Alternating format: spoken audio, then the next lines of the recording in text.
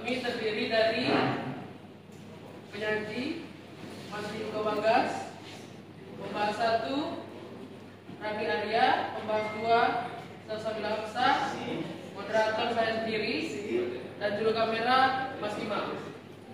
Baiklah, pada kesempatan ini kami akan membahas tentang keterkaitan nilai-nilai Pancasila dengan skripsi Imade Sutresna Panji Yuda tentang pemanfaatan uang ganti rugi dari pengadaan tanah di Bali, yang akan disaji oleh Mas Niko Bagas. Jadi saya silakan. Mohon izin Bapak, mohon izin rekan-rekan. Di sini saya akan menerangkan nilai-nilai yang terkandung dalam Pancasila yang terdapat di menit pertama sampai 10 menit. Untuk sila yang pertama adalah menghormati nilai-nilai luhur dengan membuka presentasi dengan penuh hormat dan diawali dengan berdoa terlebih dahulu menerbitkan nilai siswana. Toleransi menghormati audiens dengan sikap toleransi dan ramah serta sopan dan penyampaian materi. Kejujuran dalam menyampaikan hasil penelitian, kepatuhan terhadap aturan dan tata kelola yang baik dalam penggunaan peta administrasi sebagai pengelolaan wilayah dan perencanaan yang sesuai dengan hukum dan prinsip negara. Untuk sila yang kedua adalah pembangunan infrastruktur memerlukan tanah dan pengadaan tanah yang dilakukan dengan prinsip keadilan serta memberikan manfaat bagi masyarakat. Yang kedua, hasil penelitian menunjukkan bahwa masyarakat mampu memenuhi kebutuhan dasar mereka setelah menerima ganti rugi.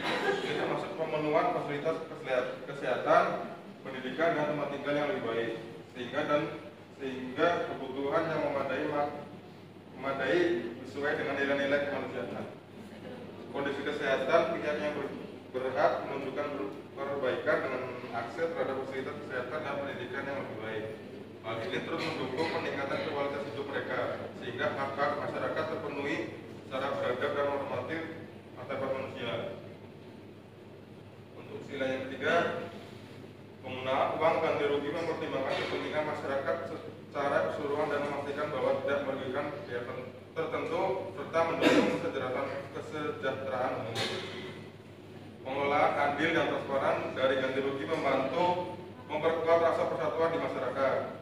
Hasil ganti rugi yang digunakan secara bijaksana oleh masyarakat untuk mendukung pembangunan dan kepentingan masyarakat yang berkontribusi pada kemajuan dan kesatuan bangsa. Untuk sila yang keempat, pemerintah disarankan untuk memberikan sosialisasi dan pelatihan bagi pihak yang berhak dan dapat memanfaatkan uang ganti rugi dengan bijak. Hal ini penting untuk menciptakan kesejahteraan jangka panjang. Teknik pengambilan sampel yang digunakan dalam penelitian ini adalah teknik snowball, di mana mendapatkan informasi dari berbagai pihak yang berhak. Melalui pendekatan ini, peneliti dapat memperoleh masukan yang relevan dan mendalam. Dalam teknik ini, untuk memahami kepemilikan tanah juga diperlukan partisipasi masyarakat secara lebih mendalam, sehingga menjamin bahwa data yang diperoleh akurat. Untuk sila yang kelima, dampak pemanfaatan uang ganti rugi terlihat dari berbagai aspek seperti kesehatan, pendidikan, dan ketenagakerjaan yang menunjukkan peningkatan kesejahteraan masyarakat meningkat melalui pemenuhan kebutuhan dasar dan usaha baru. Hal tersebut penting untuk pembangunan jangka panjang. Penggunaan peta administrasi dalam penelitian ini bertujuan untuk memperjelas lokasi dan konteks yang dibahas. Skala peta yang tepat juga penting untuk analisis yang berat, sehingga membantu dalam penataan wilayah yang adil dan teratur. Kesimpulannya adalah penerapan nilai-nilai Pancasila dari berbagai pemanfaatan uang ganti rugi dari pengadaan tanah di Bali dapat berjalan dengan lancar, dapat memastikan keadilan dan kesejahteraan masyarakat. Selain itu diharapkan dapat mendukung kepentingan umum dan pembangunan yang memperkuat persatuan serta memastikan kegiatan pemanfaatan uang ganti rugi berjalan tanpa adanya diskriminasi dan memberi manfaat yang merata bagi masyarakat. Ya, terima kasih. Baik, materi yang cukup menarik dari penyaji kita hari ini. Beri tepuk tangan dulu dong.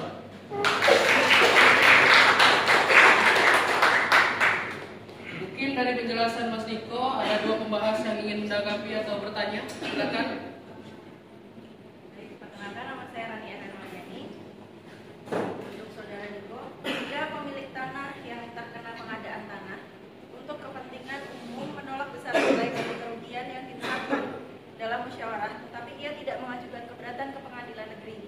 apa upaya hukum yang akan dilakukan. Terima kasih. Ya. Baik, apa langsung ditanggapi? Oh iya, boleh membahas satu lagi? Mohon izin boleh ditayangin di slide yang keempat. Silakan Pak. Kan dalam poin yang teknik pengambilan sampel itu kan dijelaskan bahwa itu masuk dalam sila keempat. Nah pada poin keempat dari pengambilan sampel itu apa bisa masuk di penerapan sila Pancasila yang lain? Sekian, terima kasih. Baik, pertanyaan yang cukup menantang. Meskipun apa perlu? Sudah cukup, Pak. Baik, untuk yang pertanyaan yang kedua, atas nama siapa? Salsabila. Dalam slide sila keempat dijelaskan bahwa teknik pengambilan sampel masuk dalam penerapan nilai Pancasila sila keempat.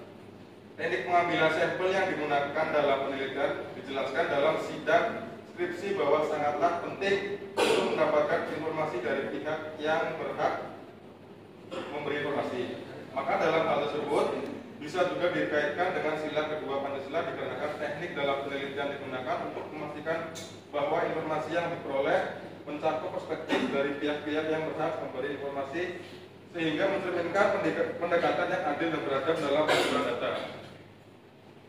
Untuk pertanyaan yang kedua,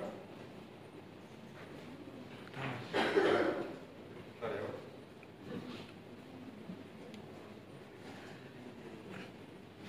Mohon izin Mbak, diulangi Mbak, tanya apa ya Mbak ya?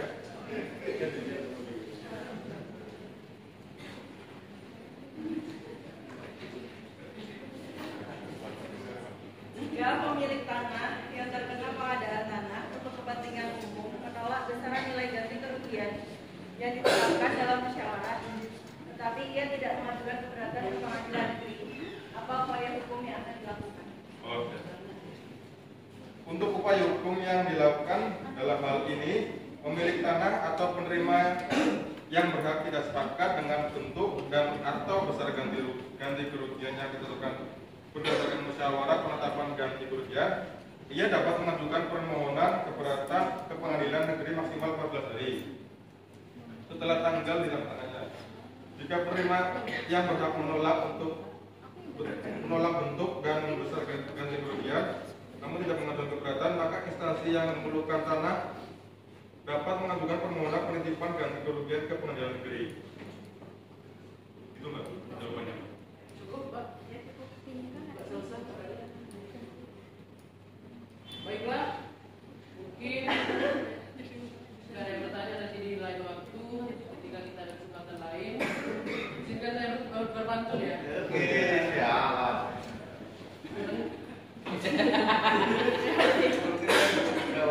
Mentari senja telah tenggelam. Hujan turun mulai terjatuh. Saya tutup presentasi dengan salam. Wassalamualaikum warahmatullahi wabarakatuh.